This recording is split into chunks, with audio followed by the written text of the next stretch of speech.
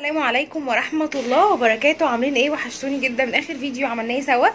الفيديو بتاعي النهاردة طبعا هتشوفوا انا جبت مشتريات للبيت. خلاص نزلت الصبح اشتريت شوية حاجات وكده. منهم طبعا انا وريتكم في المشتريات الكرومبايه دي، فانا هسلقها خلاص وهشيلها في الفريزر. انا مش هعملها يومين دول، فانا هشيلها في الفريزر، يعني هسلقها سلق التخزين. تمام، بالمره هوريكم بعملها ازاي بقى وتخزين الكرنب كده عشان نبقى عارفين.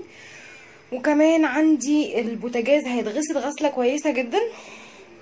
انا ما قدرتش اغسله امبارح، فقلت خلاص بعد ما خلصنا بقى المواعين، وكنت انا وماما بنعمل مخلل وكده، فكنت خلاص عايزه انام جدا، مش قادره دلوقتي، ما بقدرش اسهر قوي.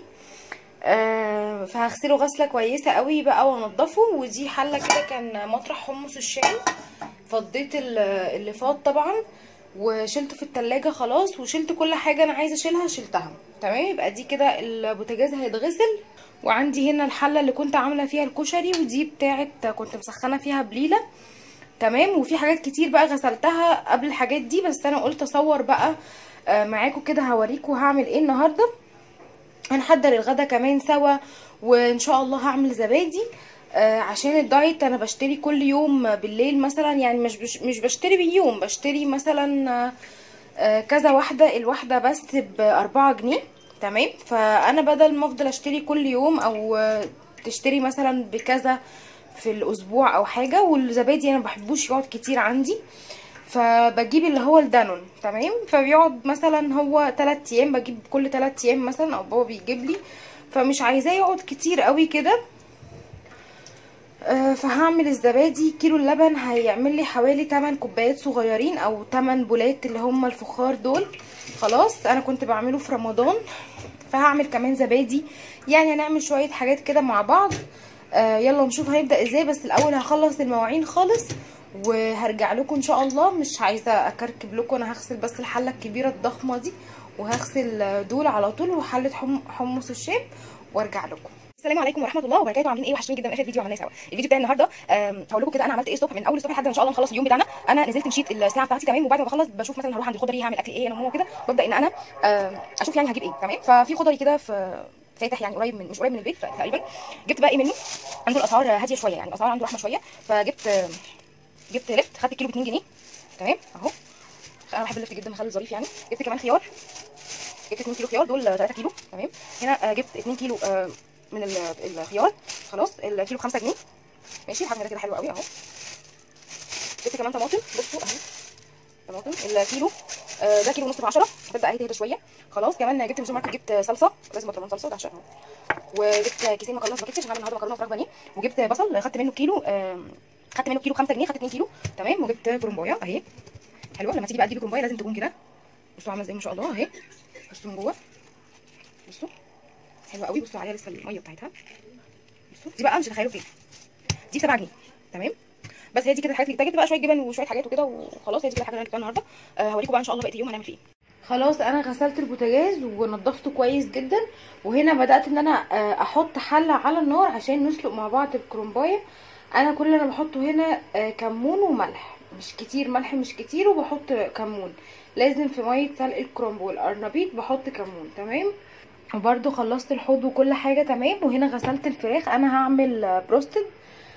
غسلتها كويس جدا، وغسلت الفراخ وخلصتها وعملت فيها كده فتحات زي ما انتم شايفين. انا هعملها بروستد النهارده خلاص، ونضفتها كويس اهي. ودي كمان اجنحه فراخ هما بيحبوها، بشيل منها الجلد بقدر الامكان، يعني بقدر ما بقدر اعرف اشيل منها الجلد بشيل الجناح، لكن الاوراق او الصدور بشيل منها عادي الجلد.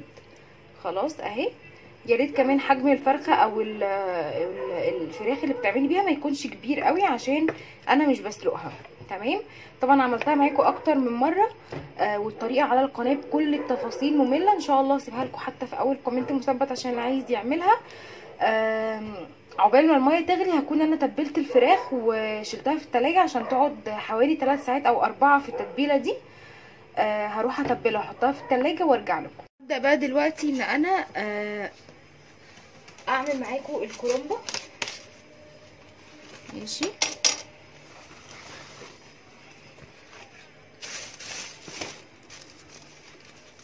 طبعا ما ينفعش تطولي عليها، يعني مثلا لو مش قادره تعمليها في نفس يوم يا ريت تاني يوم عشان ما تصفرش منك.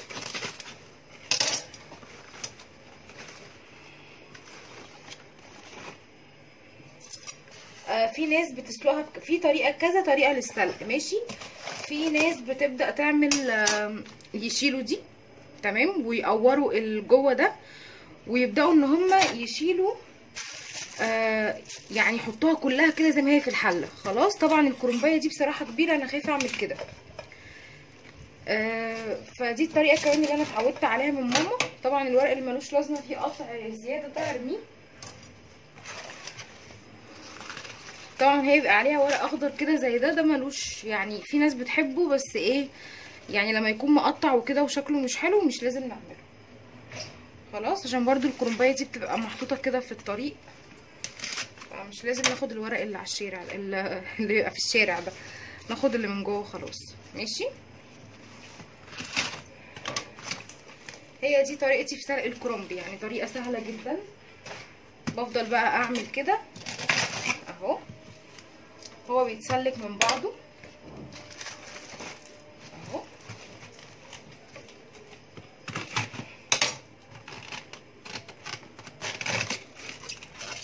بالراحه، وحاولي لما تجيبي الكرنبايه زي ما قلت كده في الاول تكون مهويه، يعني ممكن بقى في الحله دي كده تقوري من جوه وتقومي حطها في الحله زي ما هي لو الحله بتاعتك كبيره. خلاص اهي انا شلت الراس خالص من مكانها زي ما انتم شايفين كده. لو عندك بقى حله كبيره تقومي حطاها كده في الميه السخنه 10 دقايق من تحت وتقلبيها 10 دقايق من فوق، وتبداي بقى تسلكي الورق ده ورقه ورقه ماشي. دي الطريقه التانية. في ناس بتقلبها كده على ظهرها ماشي وبيقطعوها كده كده وكده واربع تربع ويبداوا يسلقوا كل ربع، ده برضو براحتكم بس انا محبش الطريقه دي. خلاص ممكن تقوري كمان شويه لجوه بحيث ان ما يبقاش فيه حاجه ناشفه، يعني تبقى متسلكه على طول. بس بالراحه بقى من السكينه، انا خايفه من السكينه.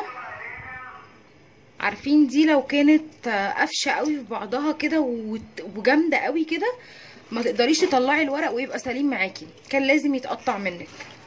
فلو جبتي الكرنبايه ولقيتيها مش عارفه تسلكيها من بعضها، يعني هتلاقيها مكرمشه قوي وتقيله مش عارفه تسلكيها من بعضها، هيبقى الحل التاني انك تقوريها كده من جوه خلاص وتحطيها بقى في الميه كلها هتستوي تمام. مش هتعرفي خالص تسلكيها من كتر ما هي مكرمشه وناشفه. لكن دي بصوا هي في ثانيه الا ثانيه بتكون طلعت من بعضها وكل حاجه تمام اهي. فانتوا اعملوا بالطريقه اللي تريحكم.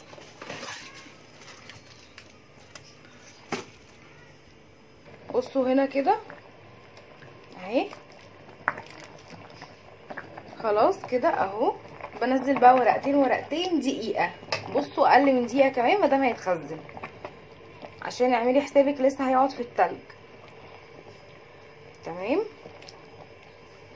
هتنزليه تحت ميه ساقعه من الحنفيه وبعد كده تسيبيه يتصفى وبقى تقطعيه تعمل لي يريحك وبعد كده تشيليه في التلاجة. هنا كده خلاص اديني سلقت الكرنب زي ما انتوا شايفين. بصوا شايفين تحسي ان الورقه ما اتسلقتش، يعني يا دوبك نزلت في الميه طريناها كده شويه وبعد كده خلاص شلتها من النار تمام اهو. الورق الاخضر ده بتسلقيه بقى في الاخر، يعني لازم بس برضو يكون ورق نظيف، يعني ما يكونش مقطع ما يكونش شكله مش حلو، لا ده كده كده بنرميه عند البياع، اصلا بنقطعه ونرميه عند البياع تخليه ينضفها لك، وبتاخدي بس اللي هو الورقه النظيفه بتخليها تحافظ لك على الكرنبايه من بره لحد ما تعمليها اهو. شايفين شكله حلو ازاي؟ بس بعد بقى ما تصفى خالص من الميه اللي فيها، طبعا هتنزل ميه. بعد ما تصفى خالص من الميه ديت هبدا ان انا اقطعها، يعني امسك العرق ده اشيله خالص وبعد كده اعمل ورقه رول واقطعها كده بالعرض على حسب الحجم اللي انا عايزاه خلاص، واشيلها في الفريزر في اكياس بقى، كيسين كيس براحتك خلاص. وكده اكون خلصت الكرنبايه. فاضل بقى هقعد ارتاح شويه عشان بقالي حوالي 3 ساعات واقفه كده، هرتاح شويه وبعد كده اقوم اعمل الزبادي واجهزه معاكم عشان يكون جاهز ان شاء الله للعشاء بالليل. انا كده خلصت الغدا زي ما انتم شايفين اهو. عايزاكم تجربوا الفراخ دي هتعجبكم جدا. تمام، طريقه عندكم على القناه برضو هسيبها لكم ان شاء الله، هسيبها لكم في اول كومنت مثبت. والرز طبعا عملناه مع بعض كتير، بصوا مفلفل كده وحاجه فظيعه خالص. بصوا حلوه قوي. ماشي، خلص بقى وارجع لكم.